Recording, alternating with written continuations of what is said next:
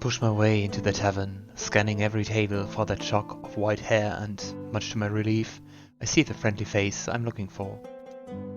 He's noticed me already, his hand raised as he beckons me over to where he sits alone in a cozy spot in the corner. His smile is as bright and as white as I remember, and I take a seat opposite him. It's good to see you. I hope the town hasn't scared you off yet. I raise an accusatory eyebrow at him, earning a laugh. Well, even if I was scared off, I can't really go anywhere, can I? Ezra smiles softly, but he seems restless. I suppose not, no. What's that like? Being bound to do whatever you're told. By your duty. I contemplate his question for a moment, wondering exactly how honest I should be. Well, it is quite lonely, especially when you're torn from your previous post and dropped into a weird town full of strangers.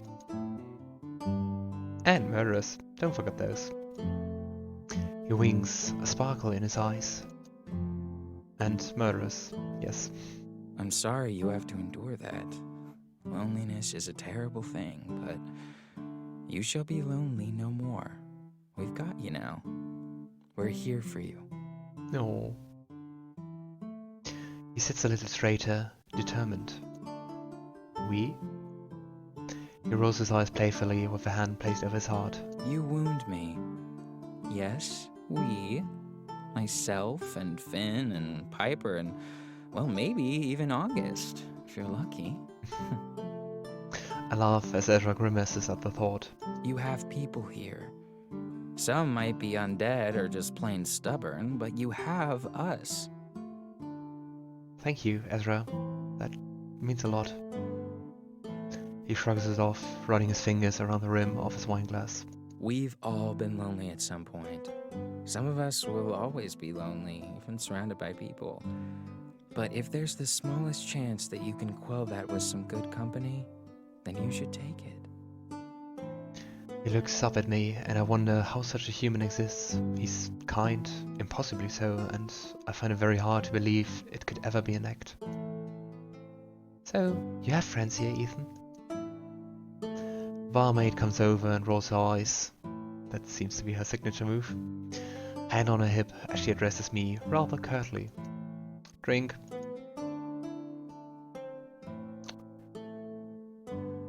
I smile up at her, but it's not well received. A pint of your finest ale, please. She turns and wanders off without yet another roll of her eyes, and Ezra poorly stifles a laugh. Don't take it personally, that's Edna. She's notoriously, short. I grimace, and as she returns with a pint of ale, I nod politely. Thank you, Edna. Edna grunts, turning on her heel and throwing me a dismissive wave over her shoulder. Case in point. The ale is dark in color, and it tastes rich and hoppy as I take a generous sip, licking the froth off my lips. Are you okay? You seem tense. I was actually looking for you. I need to tell you something, but I need you to promise me you won't think I'm crazy. You're talking to someone who lives in Lunaris. Try me. I take a deep breath and edge closer, checking no one else is listening. I visited the graveyard after I left your shop and yesterday to see the crime scene. I tried to get a feel for what happened there that night. Ezra leans in, his eyes wide. And I didn't really get much other than an overwhelming sense of loss, which is, well, quite normal considering the circumstances. People tend to feel such emotions when they're dying. But tonight I went back. Finn was there too, and I felt something different. Different how, exactly? I have a laugh, knowing how ridiculous this sounds. I heard him, the hunter, the one who died. He spoke to me. Ezra's gaze darts around the tavern, and he sits back in his chair, running a hand through his hair. He wiped the look of shock off his face quickly, putting himself to rights. His voice is low when he speaks next, barely a whisper. Yeah, just a small comment. I won't whisper, otherwise you won't hear me over the music, I think. You sure? It was him? I nod. Positive. He told me to leave and that there's no hope in helping. Ezra leans forward again, pushing his wine glass aside, placing his hands upon the table.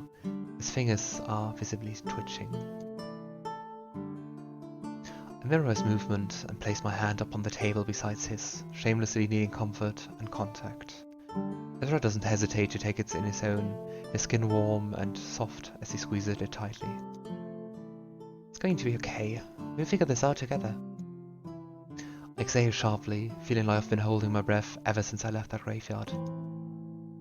Thank you, Ezra. I don't know what I'd do without you, and I've only known you for a few days. It's okay. I'm used to taking care of people. It's my thing, I suppose. Besides, you're delightful. It's not like it's a chore. He softens his expression and starts drawing in gentle, soothing circles on the back of my hand with his thumb. His cheeks darken slightly, and everything about him is impossibly enchanting. I'm glad you're okay, Ethan. I'm here for you, always. I'm more grateful than you'll ever know for that. Another squeeze of my hand, and we part reluctantly.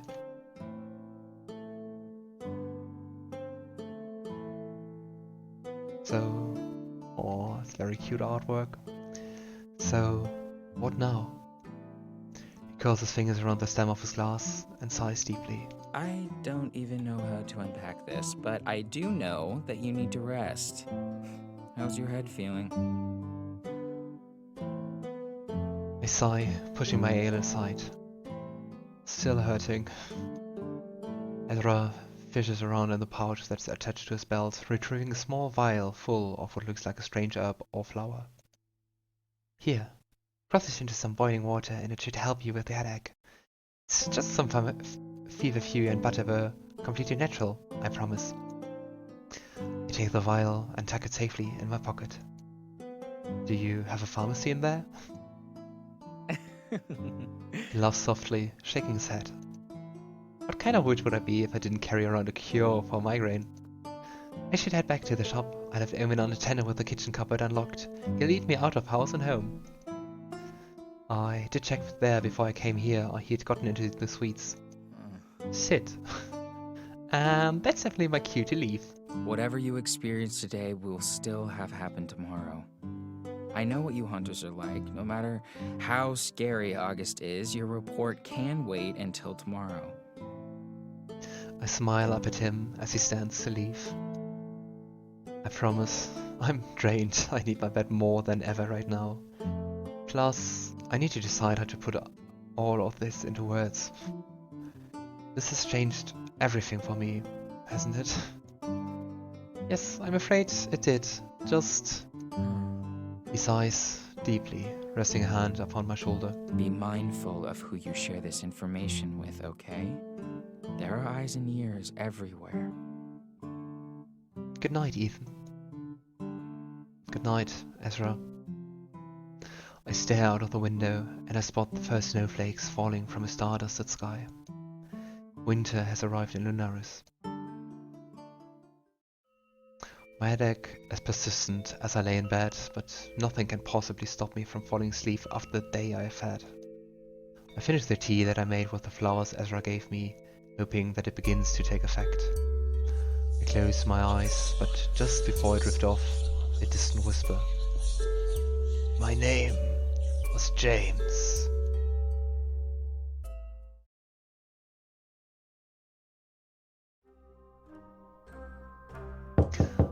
I open my eyes to the incessant sounds of fists banging on my door. My head is still pounding, a fuzzy haze settling over me as I drag myself from the relative comfort of my bed and attempt to ignore the ache that has made itself at home behind my eyeballs. I blink once, twice, and... shit. It's dark. Surely I slept for more than a few hours. You better hope you're dead in a bloody ditch somewhere. Fuck. Hunter Everflight, if you don't open this door in the next 5 seconds, then you'll have to pay for a new one. I grimace, thinking that might actually be the preferred option right now. Did I really sleep for a whole day? Well, At least my death will be at the hands of something other than a ghastly creature, I suppose. Small victories. I look out of the window, and it's most definitely past sundown. Lunaris is covered in snow, a pristine blanket of perfect white glistening in the moonlight. There are more people on the street than I've seen the whole time I've been in Lunaris, and they are hanging brightly colored bunting from between the crooked little houses. I have things to do. Important things. I can hear you in there, you know. The thought of opening the door and seeing August ready to tear my head off is less than appealing, especially when I probably look like I've been dragged through a fey nest and left for that. I gather my wits and shout as cheerily as I can muster. I'll be down in 5 minutes! I hear a series of incoherent mumbles from the other side of the door, followed by a clack of heels as they walk away without much of a fight. I get the feeling I'm in a lot of trouble. Wonderful. The wharf is full to brim with red-faced patrons, all wearing far fancier outfit than the usual uninteresting garment they tend to sport. I also see August scowling in the corner, but I almost don't recognize them out of their uniform. They spot me, and I can almost feel my blood freezing as that ice-cold gaze fixes upon me. We thought you were missing. I almost had a search party sent out for you. I catch myself staring at August impatiently tap their food, but clearly awaiting for an apology. They look different, more relaxed, and far more approachable. It certainly doesn't help my growing infatuation with them. You look different. Amazing, actually. Their foot stills, a dark brow raising in what I'm hoping is interest. I do, I smile, biting my lip to prevent it from growing as wide as I'd like to. Yeah, you do. You have impeccable taste, General. Thank you, Ethan. It's hard to find a decent tailor in these parts, so They hold their words, narrowing their gaze, apparently suddenly suspicious of my curiosity. Flattery will get you nowhere. And certainly not on a day where you've shown yourself up so horribly. I'm really sorry. I didn't do it on purpose. They raised their hand, silencing me. I don't want to hear it. If you had attended this morning's meeting, you would know that there's quite an important event happening this evening. We don't have much time, thanks to your tardiness, so please bear with me while I explain. We are in the middle of a crisis, yes, but the Lunar Festival is unavoidable. Harry thinks that if we postpone or cancel it, the town will erupt into chaos. Lunar Festival in Lunaris. They need civility more than ever right now, and the last thing we need is more panic. Lunar Festival? A festival, while there are horrible murders being committed? Trust me, I know. It's abhorrent, to be quite honest. It's a yearly tradition that has been around for centuries, one that Harry holds dear. He's been distant lately. We need our leader back. And if this helps, then I'm willing to play along. And I expect you to do the same. No questions asked, understand? I hardly agree, and I've more than enough on my mind that I need to figure out, but the look August is giving me tells me I have little to no choice. I ponder the question for a little longer than necessary for dramatic effect, feeling them growing impatient. Absolutely anything you need. They relax at that, their eyes bright as they stare me down. Good. And between you and me, I personally think it's a complete and utter waste of time and resources. Especially in the middle of such a crisis. They sigh heavily, shrugging as if they've already admitted defeat. Alas, it's important to Harry that we stick with said tradition and show the people of Lunaris that everything is exactly as it should be. So, just forget about the horrible murders and my sworn duty to protect and serve the people for a night then? Yes, you've got it. And I don't have a choice, right? Do you ever? Point taken. A rather loud cheers ring out from the doorway and August grimaces, running a hand over their face. The festival itself takes place in the market. Please represent us well, Hunter. All eyes will be on you. And this is the perfect opportunity for you to introduce yourself to the town. Then they look me up and down, apparently unsatisfied with my presentation. You want to change it to something a little more interesting. And I suggest you find someone to escort you. It would look a little odd having you wander around by yourself. We have to show solidarity. Yeah, so the first time we can actually choose one of the love interest. And of course, we're going to find Finn. I have someone who can show me around. Very well. Just remember that all eyes are on you. And don't forget to change. I nod, smiling politely. Yes, General. Good evening, Hunter. They tack on an expensive-looking fur coat and head out into the chill. I look down at my outfit, sighing as I resign myself to the fact that I probably should change. I stand in the street feeling a little lost. The last time I saw Finn, he was hanging out in the graveyard like all good vampires do, I guess. But I'd rather avoid going there again after what happened last night. The only other idea that pops into my head is to ask Ezra if he can direct me to him. I feel a strange connection to Finn, especially after last night. He was so kind and caring, and though I feel a little foolish for being enthralled so fast, life is short, as they say. Unless, of course, you're Finn. I reach the shop, the mage lantern just flickering and fading as I approach, signaling that its owner is leaving its premises. The door swings open and I'm met by a startled-looking Ezra. Ethan, are you okay? I'm fine. I was wondering if you could help me find Finn. His expression relaxes and a sly smile crosses his lips. Oh, of course I can. You have to come inside though. Omen waits patiently by the counter, smiling shyly at me as I enter.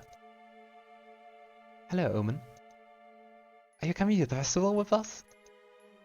Before I can speak, Ezra gracefully interrupts. Nope, Finn. I assume you want to escort him to the festival. Did Gus request that you attend? I nod, and Omen seems confused, but enthusiastic nonetheless. Oh, okay. Well, have fun. Ezra winks at me, quietly ordering the demon to stay put while he directs me toward the back room. Ezra stands beside the trapdoor that sits in the center of the room, turning to face with me, his eyes sparkling. Wanna see a trick? A trick? He laughs, bending down to unhook the latch. I almost expect him to cast a spell, but watch and learn. He lays flat on the ground, sticking his head through the pitch-black hole, a startlingly cold breeze wafting from underground. It smells damp and old, not exactly appealing. I remember Omen mentioning something about there being catacombs beneath the town, but they weren't marked on the map that I received in my summons. Ezra yells into the hatch, and his voice echoes eerily in the darkness. Finnegan! Quickly, please! I don't have all night! I stare at him as he stands and runs his hands over his tunic. He'll be along shortly. Would you like me to wait with you? I hear the front door of the shop opening, followed by muffled laughter. Ezra's eyes widen, and he grimaces. That's probably my cue to go. I can't leave those two unsupervised for too long without something getting broken. Do you mind? Those two? He sighs, throwing me a sorry look. Omen and Alkar. Alkar likes to tease him, tell him unsavory things that I can't risk him in repeating in public. Again. Unfortunately, Omen isn't fully attuned to the ways of our world yet, so having a lycan who enjoys causing trouble around him can lead to some issues. He sounds exaggerated, but he looks strangely happy. I can tell he has a lot of affection for his little band of supernatural misfits. That is, until a rather loud crash rings out from the shop. Oh dear. I can wait, go on. Do you need me to lock up? Would you? Finn knows how. Thank you so much. He grins, and there's a knowing look in his eyes. Have fun. He won't keep you waiting too long, he's usually quite punctual. See you later, Ezra. He bids me a quick farewell, leaving me standing in the middle of the room, apparently waiting for a vampire to pop up from under the floorboards. What is my life? I wander over to the countertop while I wait, inspecting the paintings that adorn the walls. The one that sticks out to me the most is a striking portrait of Ezra. He has his eyes closed, and he looks so peaceful. I idly wonder if he did these himself. Do you like them? I turn, startled, but somehow not surprised to find Finn standing before me. I glance down and the hatch is already closed and latched. I still really love his clothing style. The black and golden contrast and the shimmering looks really nice. You did these? He nods, leaning in to inspect his work. He looks dashing in a rather extravagant, well-tailored coat that ends just below his knees. I assume he's dressed like this simply to fit in, rather than to keep warm. The dangerously low cut of his shirt fully confirms my theory. True. I did. It's a silly hobby of mine. You tend to have many hobbies when you have eternity stretched out before you. All the time in the world. They are beautiful. You're quite talented, you know? His arm brushes mine as he steps closer, and I try not to shiver. I've had centuries of practice, so I could probably serve to be a little better. But I find myself lacking a muse lately. My inspiration is gone. So, did Ezra used to be his muse? He reaches out to trace his fingertip over the petal of one of the white anemones that takes pride of her place in a smaller painting. That's a shame. He shrugs, as if he's unbothered, but the sly smile that curls at his lips hints at something else. He turns to meet my gaze, and I'm still caught off guard by the startling brightness of those golden eyes. I idly wonder if I'll ever get used to them. Though I'm sure I'll find one soon.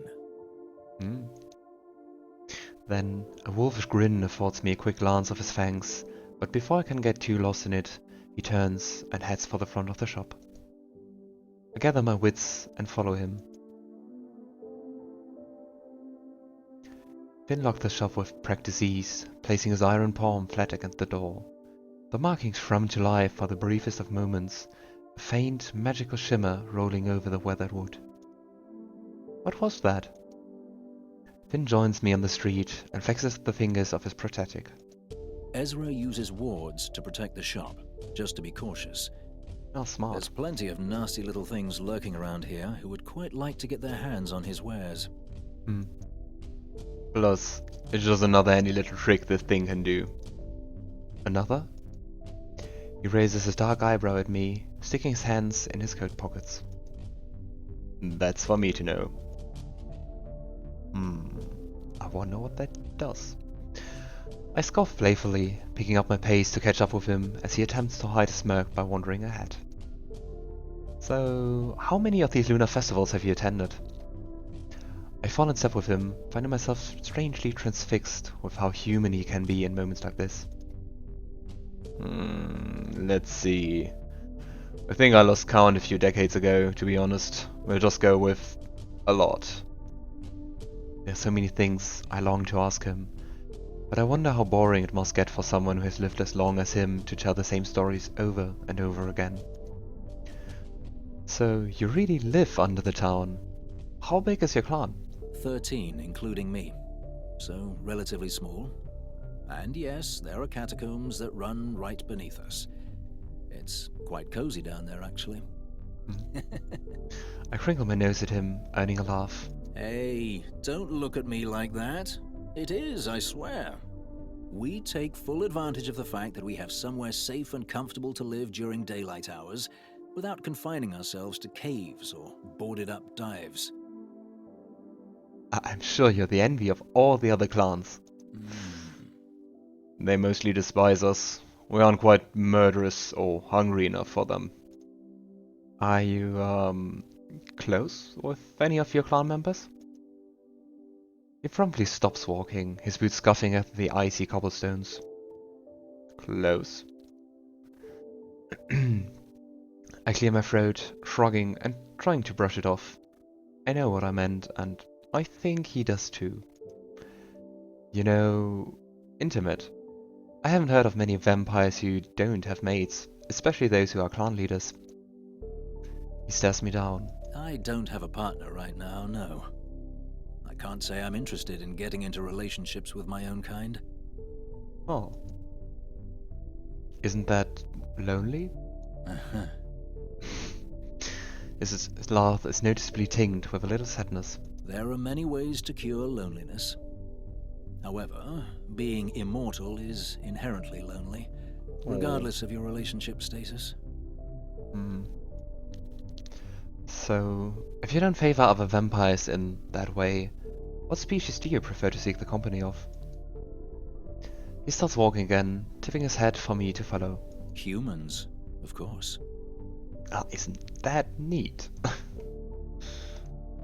Hmm. He tilts his head, carefully nudging me with his elbow as he steps a little closer. Hmm. I bite my lip, trying to stop an idiotic smile from spreading across my face. Well, it's just lucky I happen to be human, then, isn't it? He moves to stand in front of me, walking backward, a shit-eating grin on that infuriatingly handsome face. Quite lucky indeed. Nice. I try to avert my gaze and step ahead slightly, but he follows me with a smile, one that has heat creeping onto my cheeks even in this impossible cold. Aren't you supposed to be escorting me, not teasing me? Oh, but you're so easy to tease. I do enjoy making you blush. The color suits you. What a flirt. I roll my eyes, stopping dead in my tracks, earning a laugh from him. I'm not blushing, it's freezing. Apparently, I'm a liar now. He reaches for my wrist, his long fingers gently curling around it, his thumb pressed against my fluttering pulse. His gaze flickers to the point of contact, then back to my face, my skin somehow alight even underneath his cold touch. He's asking for permission, and I nod, granting it to him. He turns my hand over in his own, my palm facing up. He traces the lines, head, life, sun, fate, and heart, and he watches me intently as he does so. You know, I can feel every hitch in your breath, every rush of blood in your veins, the steady and not so steady beat of your heart. There's no hiding from me, Hunter. I guess that's what makes vampires also pretty powerful as foes. I clear my throat, finding it hard to form words. His touch is so painfully gentle, it almost aches. No hiding, hmm? He pauses over my pulse, pressing a little harder and feeling a protest against his fingertips. My instincts are not something I can switch off. But you really have no reason to hide. I'm not going to hurt you, unless you ask nicely. Ooh. He slowly releases me, guiding my hand back to my side, and I miss the contact the moment it's gone. You're impossible. With a shrug, he's moving onward, his hand back in his pockets. He throws me a look over his shoulders, something soft and affectionate. Humans